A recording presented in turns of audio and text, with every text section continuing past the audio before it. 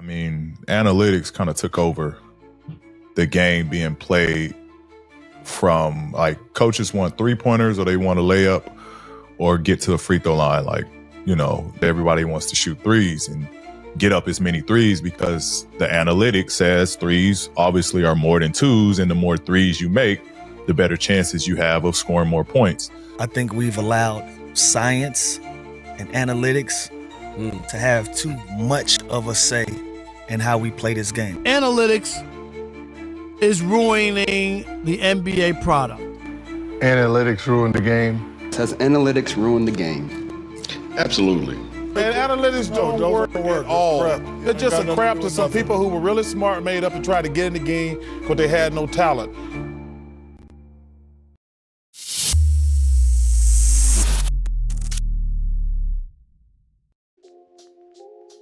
Have analytics ruined basketball? It's a tough question that many within the basketball world have tried to answer, but given its complexity and importance for the future of the game, it requires a careful and in-depth analysis. And that's exactly what I'll do in this video. Let's break the topic down step by step. First, let's explore why people are questioning whether analytics have ruined basketball. This debate has been ongoing for several years, with key figures in the NBA emphasizing how fundamentals like post-ups and mid-range shots have become mere footnotes, while plays like the pick and roll have gained significant traction. However, the recent debate primarily centers around the three-point shot. Its frequency is at an all-time high, with fans and even experts claiming that basketball has devolved into a three-point shooting contest. As someone who is always wary of oversimplifications, especially on complex and multifaceted topics like basketball, I wanted to investigate this issue with a scientific and impartial approach. As you can see from this chart, the numbers regarding the frequency of three-point shots are as described by many. NBA teams are shooting from beyond the arc at an unprecedented rate. When it comes to teams, the Boston Celtics lead the pack in this category, with a significant gap over the second-place team. What led Joe Mazzulla and his staff to adopt this philosophy were the analytics. They had the foresight to recognize that the three-point shot is a valuable asset and could be utilized more extensively than before. The charts you've seen were taken from my official IG account, where last November I broke down the effects of the increased amount of threes in the NBA. There you'll also find deep basketball analysis you won't find here on YouTube. Click the profile link in the video description to check them out. From a general perspective, this explains why mid-range shots are trending downward while three-point shots are on the rise. However, this is where many people stop their reasoning, but there's much more to unpack. The second part of the macro argument is it right to apply these generalized insights to individual teams? The answer is, it depends. For now, let's set aside the teams that use statistics most effectively and discuss those who use them questionably. On December 13th, the Charlotte Hornets faced the Chicago Bulls at the United Center in a game that made history for unwanted reasons. Charles Lee's team finished the game shooting 8 for 46 from three-point range, while Billy Donovan's squad ended with 14 for 51. The combined total of missed three-pointers by both teams was 75, the highest ever recorded in a single basketball game.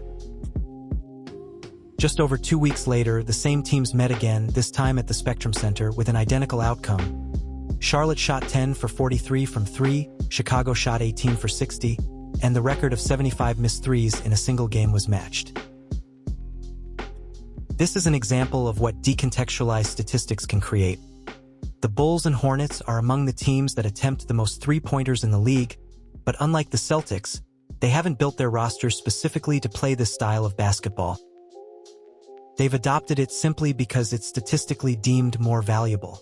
However, there's no magic formula for winning in basketball. Many describe the NBA as a copycat league due to the numerous teams trying to imitate the systems of those achieving the best results. However, it's overly simplistic to label Boston's complex offensive system as the team that shoots 50 threes per game. If someone wanted to replicate the Celtics system, they would need to copy even the smallest nuances of what they do on the court and what the front office has done in constructing the roster. This process would be extremely complex and difficult to execute.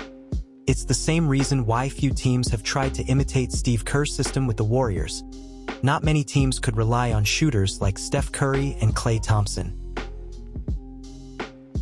The same goes for the 2014 Spurs, a team that played some of the most beautiful basketball in the history of this sport, a system that relied not only on Greg Popovich's brilliant mind and the technical abilities of the Big Three, but also on unique players like Thiago Splitter, Boris Diaw, and Patty Mills, who were perfect fits for that style of play.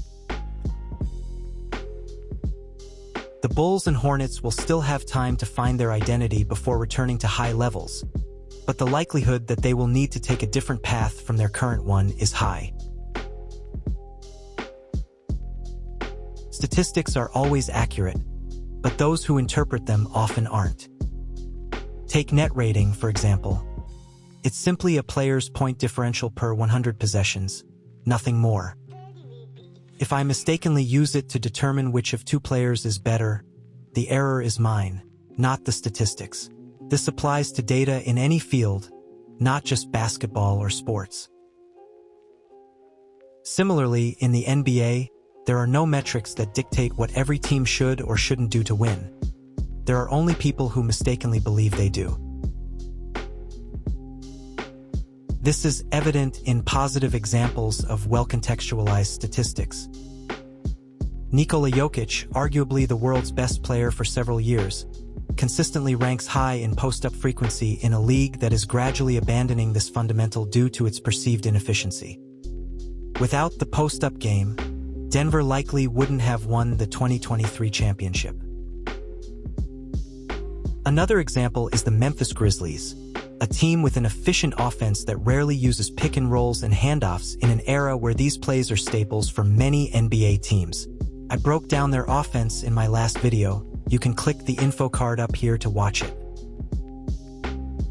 The Rockets also serve as an example of good statistical interpretation, with Ime Udoka's team that now has a well-defined and functional identity that doesn't necessarily include shooting tons of threes.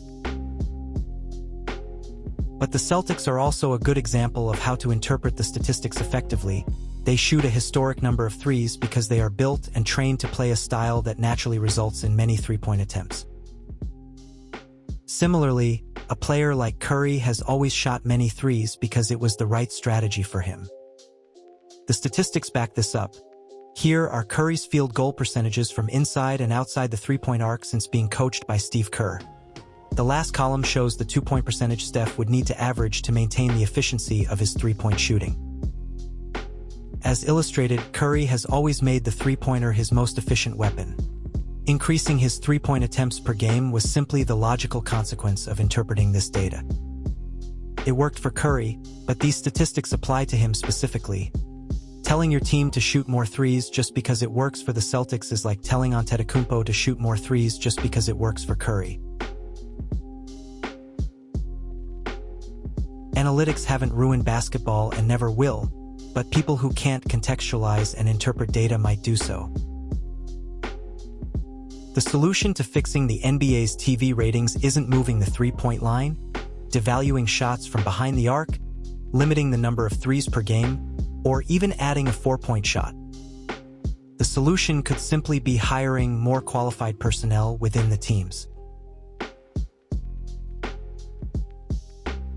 One area where Euroleague teams are ahead of their NBA counterparts, in my opinion, is the level of preparation of their coaching staffs. There, the concept of a copycat league doesn't exist. Instead, each team tries to find the best system for themselves. This results in teams with similar records playing in completely different, yet equally spectacular ways. This happens in the NBA too. Don't believe those who superficially claim that all NBA teams play the same way, but it probably happens with less variety than in Euroleague.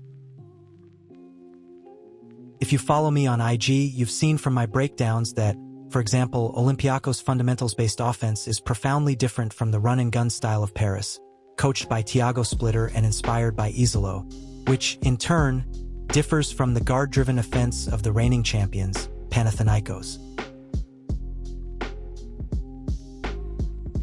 I believe the overall situation in the NBA is set to improve over time. The current slump the league is experiencing could just be a natural phase that all organizations, including the NBA, go through. I'm curious to read your thoughts on this in the comments.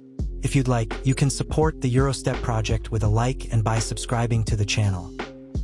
See you in the next video.